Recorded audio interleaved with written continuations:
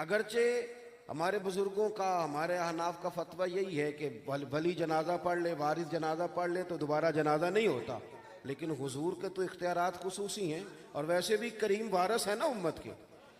हुजूर वारिस है। नबी पाक सल्लल्लाहु अलैहि वसल्लम पहुंचे कब्र पे, फरमाया सफ़े बनाओ भी मैं दोबारा जनाजा पढ़ाऊंगा। चूंकि इसका मस्जिद से ताल्लुक था, लोग कहते हैं मैं मारिफत हासिल करके हुजूर तक जाऊंगा, मैं फुला चीज पा करके फिर मार्फत हासिल करूंगा। तू मस्जिद में इखलास से झाड़ू दिया कर, तुझे मदीने वाले महबूब का कुर्ब नसीब हो जाएगा और हुजूर तेरी कब्र नूर तक पहुंचेंगे अगर तू मस्जिद के साथ वाबस्ता है। मेरी आपसे गुजारिश है कि चंदे की याद तक ही नहीं, आप दिली तौर पे मस्जिद के साथ वाबस्ता हों, मस्जिद में चल के आए, मस्जिद के साथ अपना शौक बढ़ाएं। एक कबीला था, दूर रहते थे, तो